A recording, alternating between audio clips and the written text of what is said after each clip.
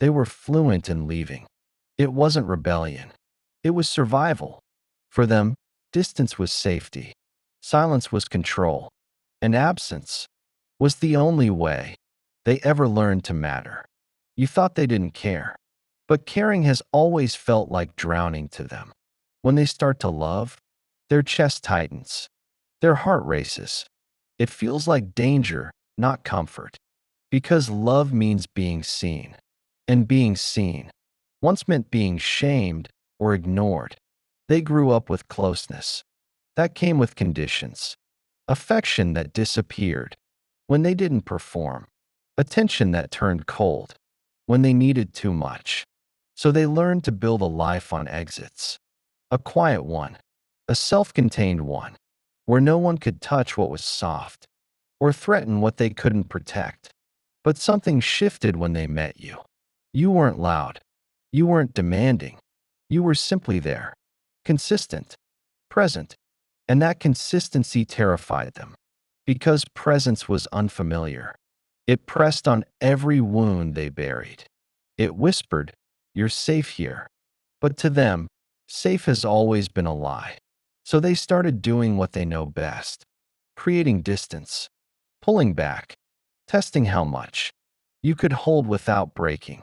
They'd go quiet after something intimate. They'd sabotage peace just to feel control again.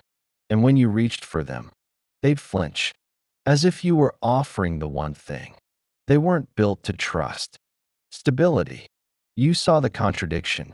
They wanted you, but they couldn't stay with you. Every soft moment threatened to undo the walls they'd spent a lifetime maintaining. And you wondered, why can't love be enough for them? It's because love touches the parts of them they never got to grow safely, the parts that were told too much, the parts that never got to need, without consequence. So they disappear, not because they've stopped loving, but because loving makes them confront the parts of themselves they can't yet face. They will stare at your message, wanting to reply. They will scroll through your pictures, wanting to return. And they will convince themselves it's better this way, that you're better off, that they're sparing you the storm they carry.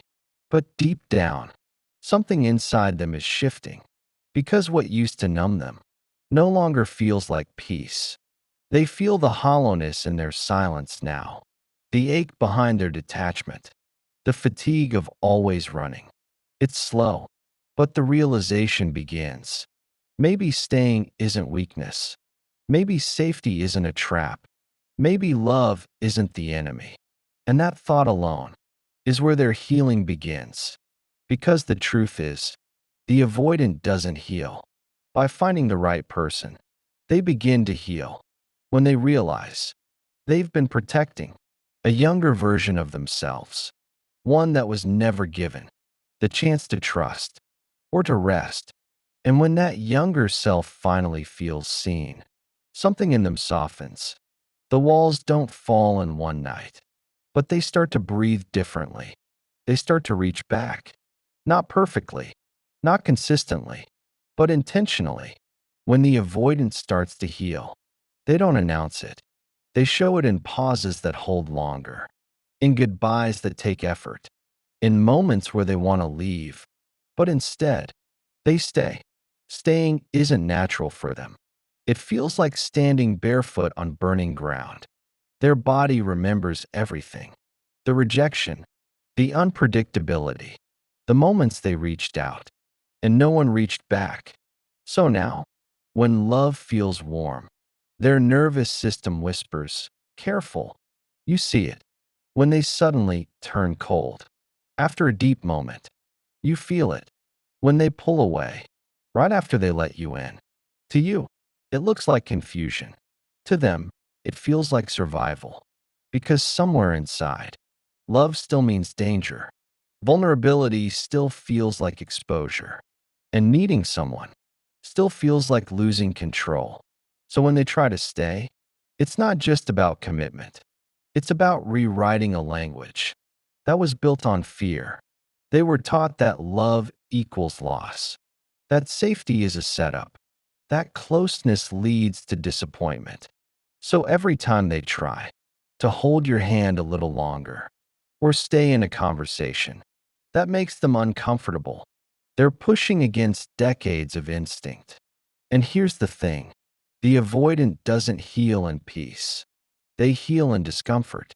Because staying means sitting with every feeling they've avoided, the panic, the guilt, the shame that says, you don't deserve to be loved this way. And yet, you're there, not demanding, not fixing, just staying. It's in that stillness that they start to see love differently. For the first time, it doesn't demand performance. It doesn't rush. It doesn't punish their pauses. And that's confusing for them, because love, to them, was always a transaction, something to earn, something to lose. So when you simply care, when you simply stay, they don't know what to do with that. At first, they may test it. They'll withdraw, watching if you'll chase. They'll say something distant, watching if you'll leave. But what they're really asking is love still here, even when I'm scared? Can I be hard to love and still not be abandoned? And when you don't vanish, something begins to rewire inside them. It's subtle, invisible, but it's happening. They start realizing that leaving doesn't protect them anymore. It isolates them. That walls don't make them strong. They make them lonely. And for the first time, they start questioning their own defenses. Not because you told them to, but because love without chaos feels different. It feels calm, unsettlingly calm. And that calm begins to whisper. This is what safety was always supposed to feel like. They don't melt into it overnight. They fight it. They retreat. They rebuild their distance again and again. But each time they come back, even in silence, they're practicing something new. They're learning that they can return. Because staying doesn't always mean never leaving. It means realizing you can come back after you do. You'll notice it in the little things. A text they initiate first. An apology that feels awkward but real. A moment where they let their guard drop. Just a little. It's in those fragile moments that healing begins to root itself. Because what the avoidant fears most is also what they crave most. Connection without loss of self. And when they start to sense that they can have both, to love and be free, that's when they stop running. Healing, for them, isn't loud. It's not full of grand realizations or sudden breakthroughs. It's quiet, unsteady, hidden beneath small acts that look ordinary to everyone else. But to them, they're monumental. When they share a memory they've never told anyone, that's progress. When they let you hold them a little longer before pulling away, that's progress. When they don't turn conflict into distance, but stay just to talk through it, that's growth. You see, staying doesn't start in the heart. It starts in the body, because their body remembers. Every time they were met with rejection, every time their vulnerability was used against them, every time "I love you" came right before silence. So when you show consistency, when you stay calm in their storm, you're helping them teach their body a new truth. That closeness doesn't always end in pain. That love doesn't have to mean losing control. And that's the hardest lesson for them to learn. Because deep down, they've tied love to chaos. They confuse peace for boredom. They mistake calm for danger. To the avoidant, stillness feels like exposure. Because when everything is quiet, they can finally hear their own fears. And for someone who's survived by avoiding emotion, that silence feels unbearable.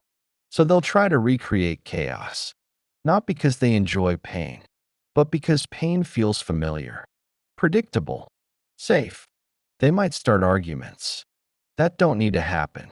They might withdraw right when things are going well, because deep down, they're trying to prove what they already believe.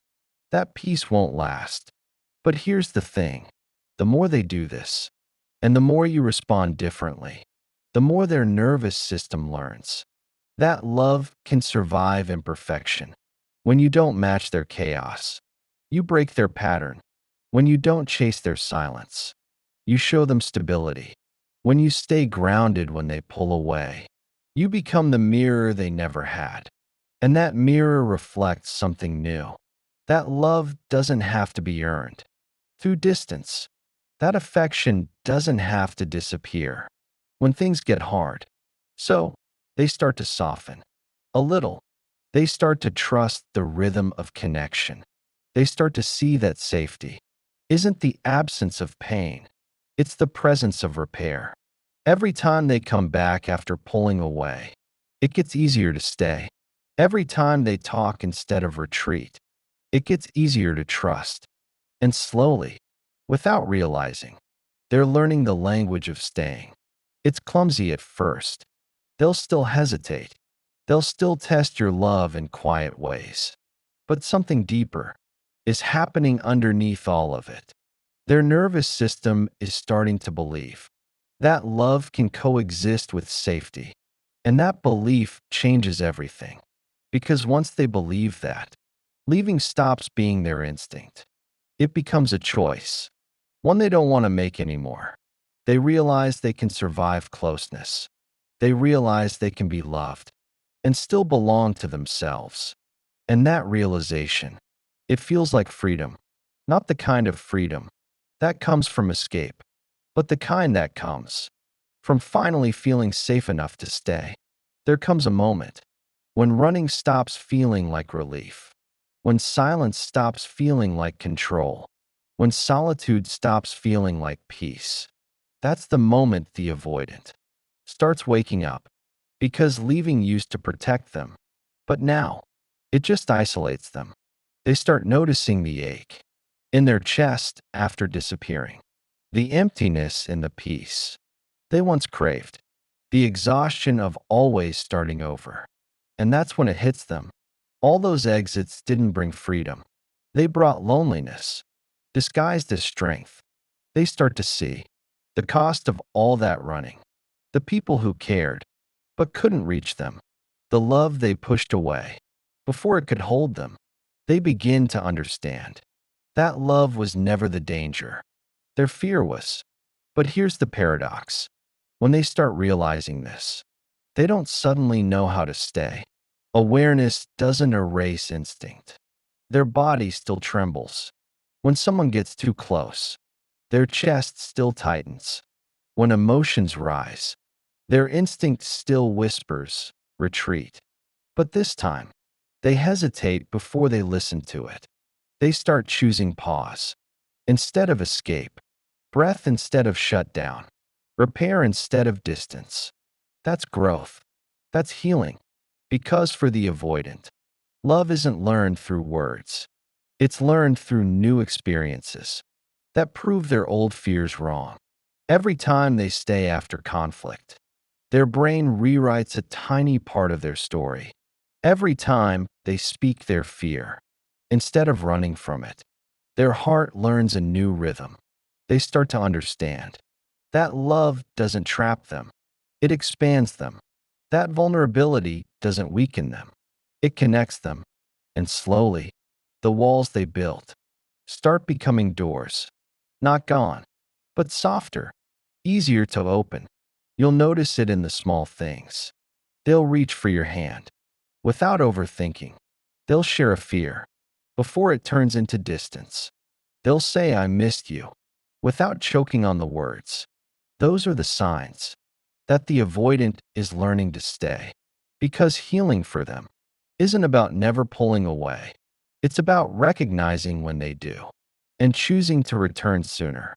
It's about realizing that love isn't meant to be performed or survived. It's meant to be lived in. They start seeing love as a partnership, not a threat. They start noticing the difference between needing and depending. And most of all, they start realizing that love isn't supposed to feel like losing themselves. For the first time, they start to feel safe in connection, not because it's perfect, but because they no longer need to control it to survive.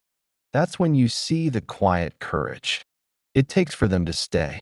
Because staying means facing the very things they once ran from. It means allowing love to touch what fear built walls around. And even though they may never say it, every time they choose closeness over distance, they're saying, I trust you. I'm trying. I'm learning how to stay. Healing doesn't always look like progress. Sometimes it looks like retreat, like the avoidant taking a step back, just to breathe, just to feel safe again. You might think they've gone back to their old ways, but often that pause is part of the staying. They're learning how to balance connection and safety, how to let love in without feeling like they're losing themselves. They'll still pull away sometimes, still go quiet when emotions get too heavy, still overthink every word you say. But underneath all that, they're trying. And for someone whose whole nervous system is built around running, trying to stay is an act of bravery most people will never understand. Because when the avoidant learns to stay, they're not just choosing you, they're choosing to face the self they've been avoiding, the child who never felt safe, the heart that learned love equals danger, the body that only knew peace and distance. They're slowly teaching themselves that connection doesn't have to mean pain. That closeness doesn't have to end in loss. That love can be safe. And the truth is, it's not about never running again. It's about returning faster, apologizing sooner, communicating honestly. That's what staying really means for them. It's not a perfect performance. It's a quiet decision, made over and over again, to not let fear drive. And sometimes, staying looks like learning to receive love, to believe that care doesn't come with conditions. That gentleness isn't a setup. That's when they begin to soften.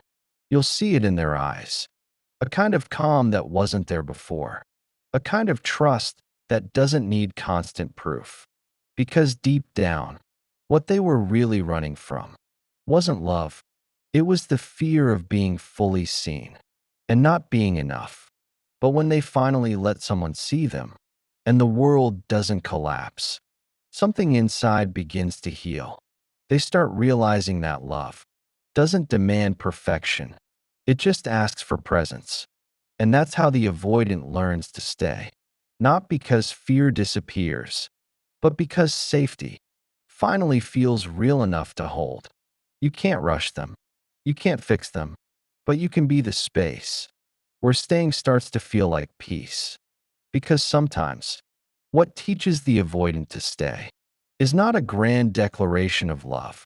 It's quiet consistency. It's someone who doesn't chase, but also doesn't leave.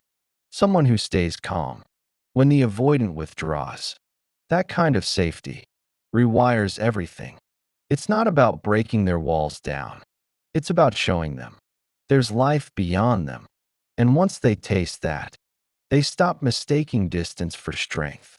They stop mistaking numbness for peace. They stop mistaking control for love. And that's when you see it. That's when the avoidant finally stays. Not out of obligation, not out of fear of losing you, but because for the first time, love feels safe enough to call home. If this spoke to you, stay a little longer. There's more healing waiting in the quiet. And if you've ever loved someone who runs, or been the one who couldn't stay, you're not broken. You're just learning safety, one heartbeat at a time. Subscribe for more stories like this one. Because healing doesn't always start with courage. Sometimes it starts with staying.